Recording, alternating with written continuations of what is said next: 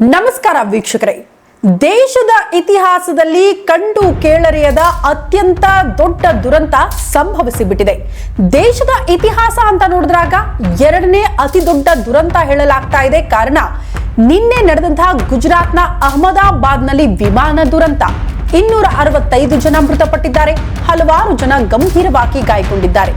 ಆದ್ರೆ ಯಾಕಾಯ್ತು, ಹೇಗಾಯ್ತು, ಏನಾಯ್ತು ಇಂಥ ವಿಚಾರಗಳು ಚರ್ಚೆ ಆಗ್ತಾ ಇದ್ದಂತ ಹೊತ್ತಲ್ಲೇ ಹೀಗೆ ಆಗುತ್ತೆ ಮುಂದೊಂದು ದಿನ ವಿಮಾನಯಾನದಲ್ಲಿ ಅನ್ನುವಂತಹ ವಿಚಾರವನ್ನ ಒಬ್ಬ ಸುಂದರ ಭವಿಷ್ಯ ನುಡಿದು ಬಿಟ್ಟಿದ್ರು. ಅದು ಕೂಡ ಜೂನ್ 5ಕ್ಕೆ. ಅವ್ರು ಹೇಳಿದಂತ ಭವಿಷ್ಯ ಇವತ್ತು ನಿಜವಾಗ್ಬಿಟ್ಟಿದೆ. ಯಾರವರು ಏನ್ ಹೇಳಿದ್ರು, ಅವ್ರು ಹೇಳಿರುವ ಮಾತು ಈಗ ನಿಜವಾಗಿ ಹೋಯ್ತಾ? ಈ ಕುರಿತ ಇಂಟ್ರೆಸ್ಟಿಂಗ್ ಮಾಹಿತಿಯನ್ನ ಈ ದುರಂತದ ವಿಚಾರಕ್ಕೆ ಸಂಬಂಧಪಟ್ಟಂತೆ ನಿಮ್ಮ ಮುಂದೆ ಇಡ್ತಾ ಹೋಗ್ತೀವಿ. ಮಿಸ್ ಮಾಡದೆ ಕೊನೆ ತನಕ ಈ ವಿಡಿಯೋ ನೋಡಿ.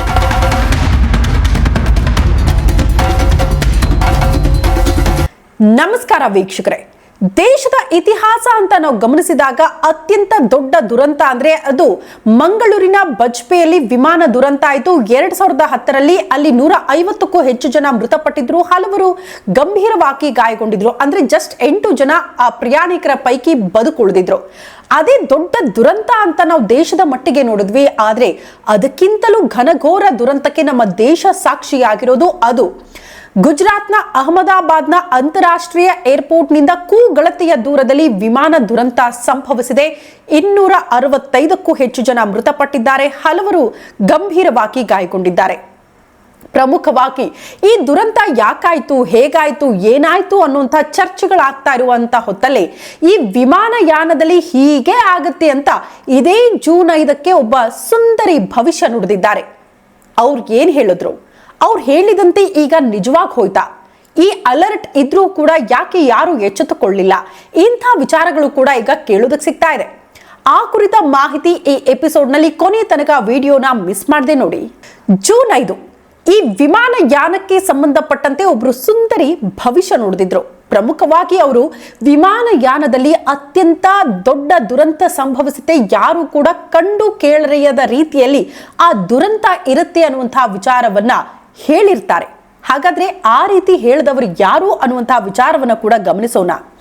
ಆಸ್ಟ್ರೋ ಶರ್ಮಿಷ್ಠಾ ಅನ್ನೋ ಜ್ಯೋತಿಷಿ ಈ ರೀತಿ ಜೂನ್ 5ಕ್ಕೆ ಭವಿಷ್ಯ ಹೇಳಿರ್ತಾರೆ.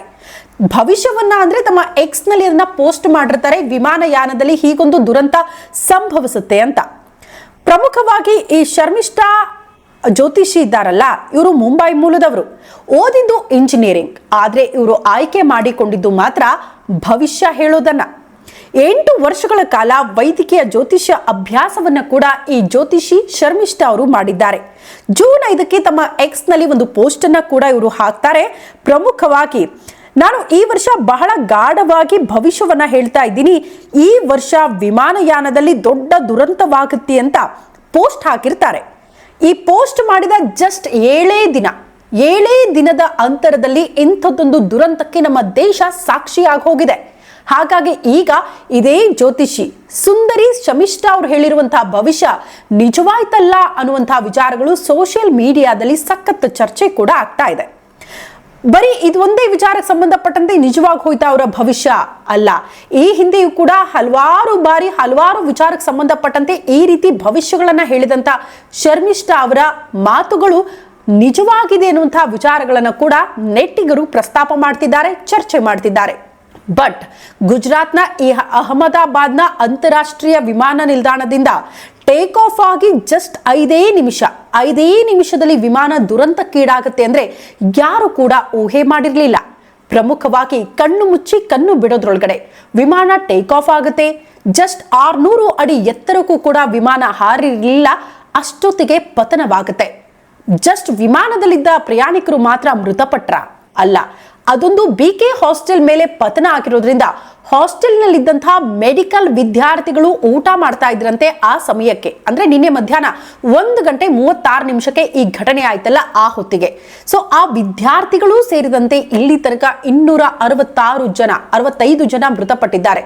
ಬಟ್ ಅದೃಷ್ಟವಶಾತ್ ಅನ್ನೋ ರೀತಿಯಲ್ಲಿ ಅದೇ ವಿಮಾನದಲ್ಲಿ ಪ್ರಯಾಣ ಬೆಳೆಸಿದ ಒಬ್ಬ ಪ್ರಯಾಣಿಕ ಮಾತ್ರ ಬಚಾವಾಗಿದ್ದಾನೆ. ಬಟ್ ಹೇಗಾದ ಎಕ್ಸಾಕ್ಟ್ಲಿ ಈಗ ಸಾರ್ವಜನಿಕ ವಲಯದಲ್ಲಿ ಚರ್ಚೆ ಆಗ್ತಾ ಇರುವಂತಹ ವಿಚಾರ ಏನ್ ಗೊತ್ತಾ? ಈ ಜೂನ್ 12 ಕಂಟಕನ ಜೂನ್ 12ಕ್ಕೆ ಇಂಥದ್ದೊಂದು ದುರಂತ ಸಂಭವಿಸೋದಕ್ಕೆ ಜ್ಯೋತಿಷ್ಯ ಅಂದ್ರೆ ಆ ಸುಂದರಿ ಭವಿಷ್ಯ ನೋಡುತ್ತಿದ್ರಲ್ಲ, ಅದೇ ನಿಜವಾಗೋದಕ್ಕೆ ಕಾರಣ ಆಗೋಯ್ತಾ? ಅವರು ಅಲರ್ಟ್ ಮಾಡಿದ್ರೆ ಅಲರ್ಟ್ ಆಗಬಹುದಿತ್ತಲ್ವಾ? ಪಾಪ ತಮ್ಮ ಎಕ್ಸ್ ನಲ್ಲಿ ಅವರು ಆಗ್ಲೇ ಹೇಳಿದ್ರು, ಅವ್ರು ಹೇಳಿದ 7 ದಿನಕ್ಕೆ ಇಂಥದ್ದೊಂದು ದುರಂತಕ್ಕೆ ದೇಶ ಸಾಕ್ಷಿ ಆಗೋಯ್ತಲ್ಲ. ಇಂಥ ವಿಚಾರಗಳು ಕೂಡ ಈ ದುರಂತಕ್ಕೆ ಸಂಬಂಧಪಟ್ಟಂತೆ ಸೋಷಿಯಲ್ ಮೀಡಿಯಾದಲ್ಲಿ ಸಖತ್ ಚರ್ಚೆ ಕೂಡ ಆಗ್ತಾ ಇದೆ. ಬಟ್ ಏನೇ ಹೇಳಿ, ಭವಿಷ್ಯ ಪಕ್ಕಕ್ಕಿಟ್ಟು ನಾವು ನೋಡ್ತೀವಿ ಅಂದ್ರೂ ಕೂಡ ನಮ್ಮ ದೇಶದಲ್ಲಿ ಈ ವಿಮಾನಯಾನಕ್ಕೆ ಸಂಬಂಧಪಟ್ಟಂತಹ ಈ ದುರಂತ ಜನಮಾನಸದಲ್ಲಿ ಯಾರು ಕೂಡ ಯಾವತ್ತೂ ಮರೆಯೋದಕ್ಕೆ ಸಾಧ್ಯ ಇಲ್ಲ. ಕಾರಣ ಅಲ್ಲಿ 242 ಜನ ಪ್ರಯಾಣಿಕರು ಆ ವಿಮಾನದಲ್ಲಿ ಪ್ರಯಾಣ ಬೆಳೆಸಿದ್ರಲ್ಲ. ಸಾಕಷ್ಟು ಜನ ಹಲವು ಕನಸುಗಳನ್ನ ಹೊತ್ಕೊಂಡು ಆ ಫ್ಲೈಟ್ ಅನ್ನ ಹತ್ತಿರ್ತಾರೆ. ಹಲವರು ತಮ್ಮ ಕನಸು ಅಥವಾ ಬದುಕು ಕಟ್ಕೊಳ್ಳೋದಕ್ಕೆ ಲಂಡನ್ಗೆ ಪ್ರಯಾಣ ಬೆಳೆಸಿದವರ ಪೈಕಿ ಹಲವರು ಅತ್ಯಂತ ದೊಡ್ಡ ದುರಂತ ಅಂತ್ಯ ಕಂಡುಬಿಟ್ಟಿದ್ದಾರೆ. ಹಾಗಾಗಿ ಜಸ್ಟ್ 242 ಜನ ಮಾತ್ರ ಅಲ್ಲಿ ಮೃತಪಟ್ಟಿಲ್ಲ, ಬದಲಾಗಿ ಅದರಲ್ಲಿ ಮೆಡಿಕಲ್ ವಿದ್ಯಾರ್ಥಿಗಳು, ಆ ದುರಂತ ಆದಂತಹ ಸ್ಥಳದಲ್ಲಿ ಇದ್ದವರು ಕೂಡ ಮೃತಪಟ್ಟರಲ್ಲ.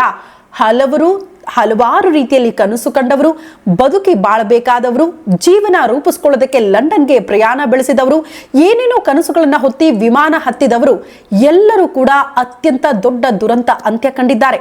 ಹಾಗಾಗಿ ದೇಶದ ಇತಿಹಾಸದಲ್ಲಿ ಯಾರು ಯಾವತ್ತೂ ಕೂಡ ಮರೆಯೋದಕ್ಕೆ ಸಾಧ್ಯ ಆಗದೆ ಇರುವಂತಹ ಅತ್ಯಂತ ಘನಘೋರ ದುರಂತಕ್ಕೆ ದೇಶ ಸಾಕ್ಷಿಯಾಗಿರೋದು ವಿಪರ್ಯಾಸದ ಸಂಗತಿ. ಈ ಮಾಹಿತಿ ಇಷ್ಟವಾಗಿದ್ರೆ ನ್ಯೂಸ್ ಬಿಟ್ ಲೈವ್ಗೆ ಸಬ್ಸ್ಕ್ರೈಬ್ ಆಗಿ ಸಪೋರ್ಟ್ ಮಾಡಿ. ಮುಂದಿನ ಸಂಚಿಕೆಯಲ್ಲಿ ಮತ್ತೊಂದು ಮಾಹಿತಿ ಹೊತ್ತು ನಿಮ್ಮ ಮುಂದೆ ಬರ್ತೀವಿ. ಅಲ್ಲಿ ತನಕ ನಮಸ್ಕಾರ.